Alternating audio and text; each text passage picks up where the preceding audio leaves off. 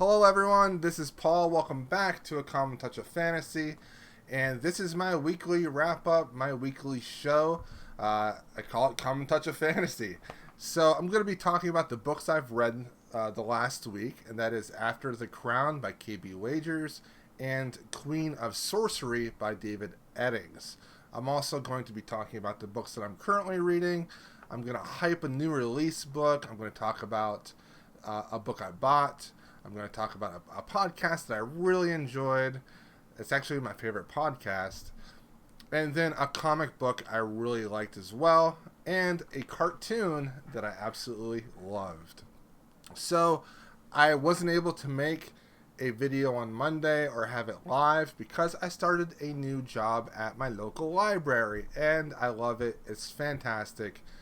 Gonna have to wait until I get things settled down to know how my schedule will be as far as when I can be recording and when I should be reading, things of that nature, because I don't want to be too overwhelmed with any one thing at once. So we'll figure it out, but I'll still be around for sure. So let's get right to the reviews. If you're just here for the reviews will take up the first, maybe 7 minutes or 6 minutes around there, and then we'll go into the currently reading. If the shows and the things I watch or listen to don't really interest you, you can skip the ending part if you want. So let's get right to it. After the Crown by K.B. Wagers. This is the second book in her Andronin War series. And K.B. Wagers is a brand new science fiction author that I am really enjoying. She is a fantastic writer, and she's writing these space opera books that I am loving. I have given both of them a 4-star. The first book was more of a political intrigue book, but in this second book, it really upped the characterization of the characters, and the second book is much more of an adventure book. They go off-world, they go into space, more political intrigue, more characters, more gunfighting, more spaceships. It was just a more ambitious book all around. Hale, the main character, is the queen of this world. In the first book, she found out that her family was being targeted for assassination. She had to go back to her own world, and now she's queen in this second book.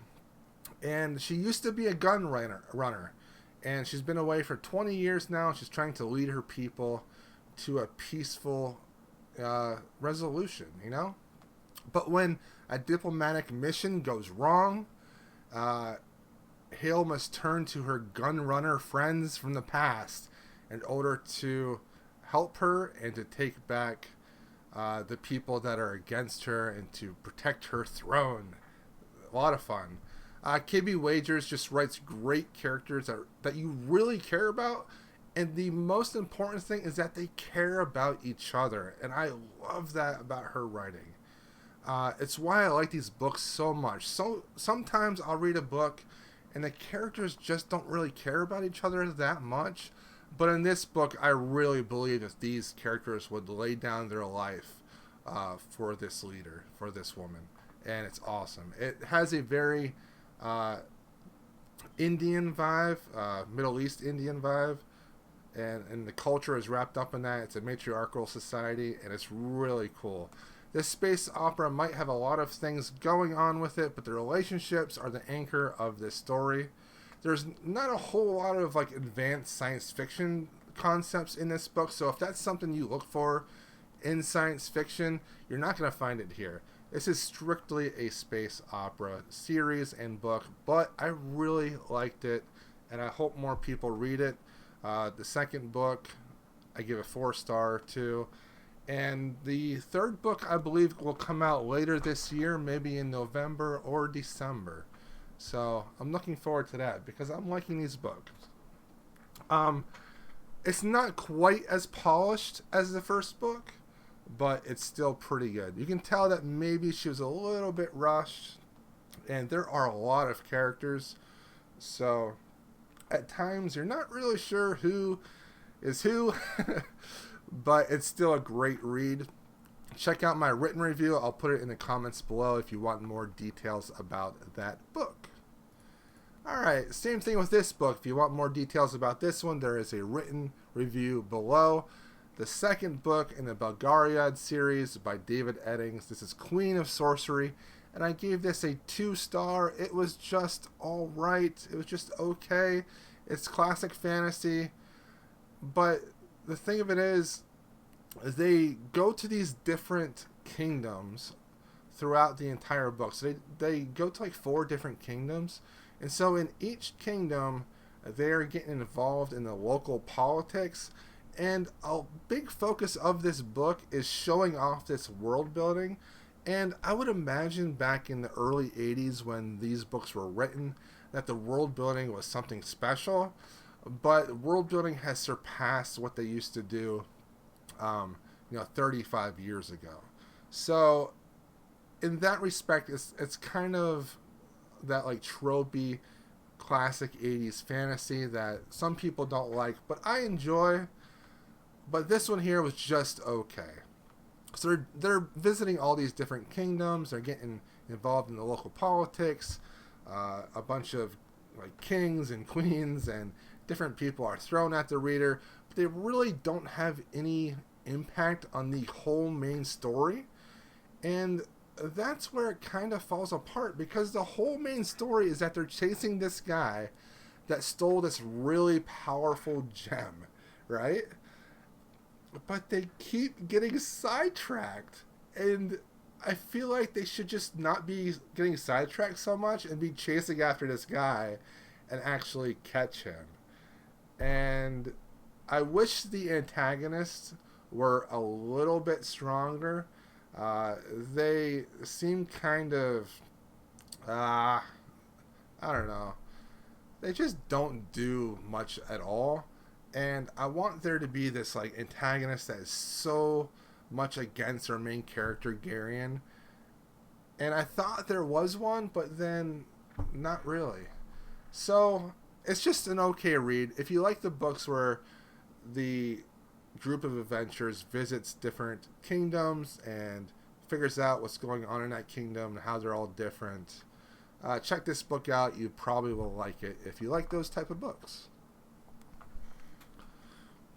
Alright, moving on to the books that I'm currently reading.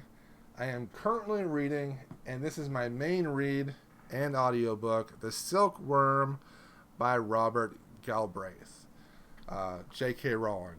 And I'm about halfway through this, and I am enjoying this so much. I love her writing in this series. I love how it is very step by step, hour by hour, and it's very detailed. And I really appreciate that in detective mysteries, because I can like think of how the main character is thinking and understand his logic and how he comes to his points and his ideas and his revelations, because I've been following him step by step, and I really enjoy that about these books. Halfway through it, hope to finish that one probably tomorrow. I want to start The Orphan Train by Christina Baker Klein. There is going to be a presentation at my library next week on The Orphan Train and how it was this train that traveled from different places in the country, and basically they were giving out orphans for people to work on farms. It was basically a way to put children into servitude, and it's really sad, but it was the start of the orphanage system in America, but not cool.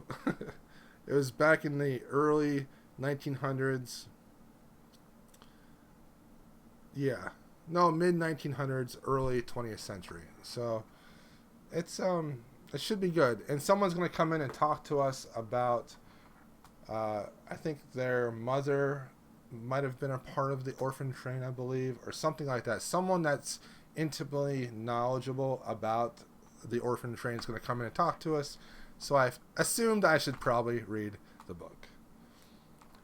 If I finish the Silkworm, my next audiobook will be Dragonhaven, the second book in the Rainwild Chronicles by Robin Hobb. And I am also getting On the Edge of Gone from the library soon, so I really want to read that because so many people has talked about that, and I might just pick that up before some of those other things. We'll see what happens, but I'm looking forward to the things I'm reading. I'm really enjoying the Silkworm quite a bit. Okay, let's hype up a new release. Now, everyone knows that Norse Mythology came out by Neil Gaiman. The new book by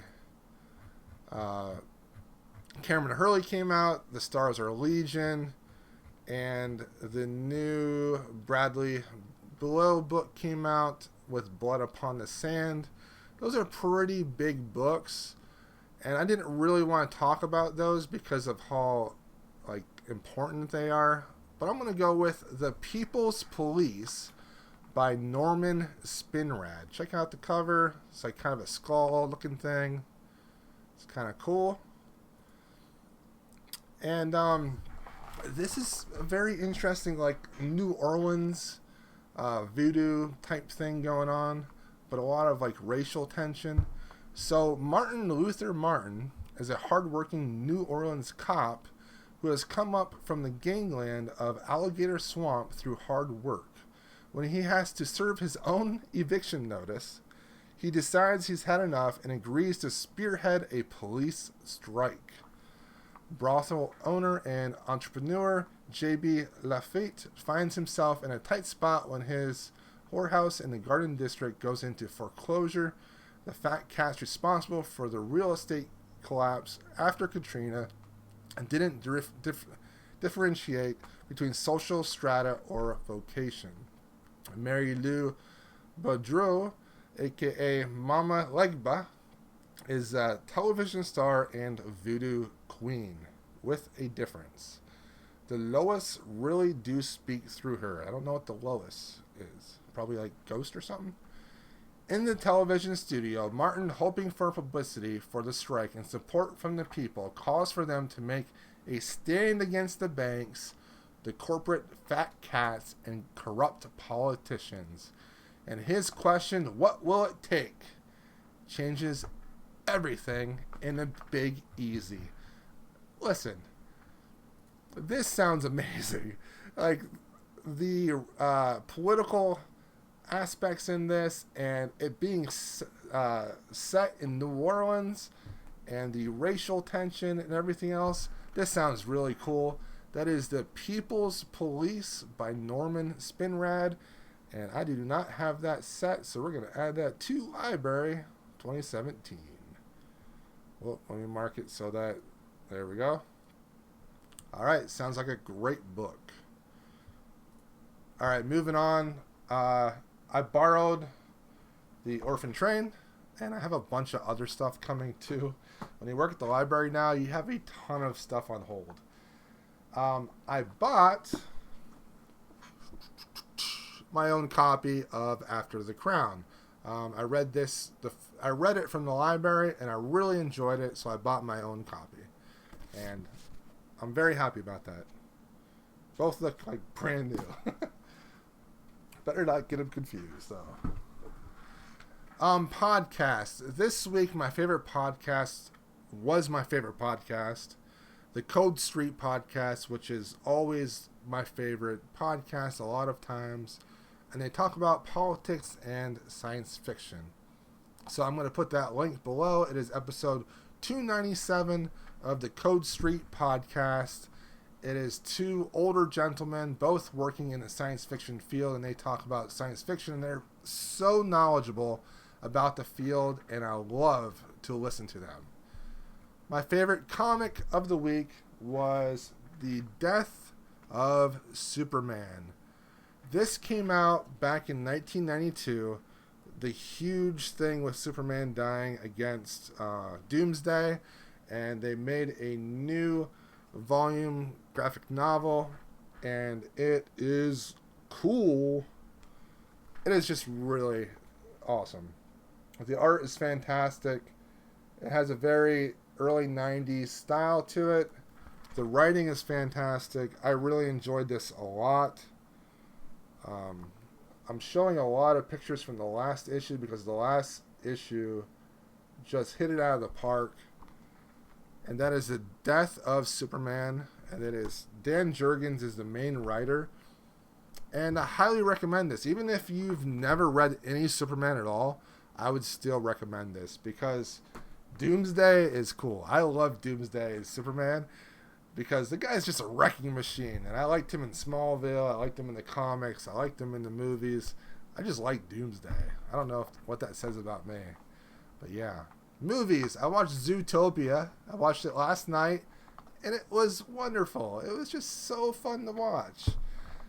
The best part, without a doubt, is when they go into the DMV and it is all sloths working at the DMV, and the one character's friend is called Flash, and he's a sloth, and it's the best thing ever. It is so funny because he moves like super slow, and there's such a rush. I laughed so hard. I highly recommend Zootopia. It's really a great cartoon. Brooklyn Nine-Nine is still my main TV show. No documentaries for this week. No short stories for this week. Sorry about that. I'm slacking. My favorite Booktube video was from Kaitlin from Kitty G. She's doing this Let's Get Graphic readathon on the 18th of February. And I am going to be reading a ton of graphic novels on that 18th. And she wants everyone to join her.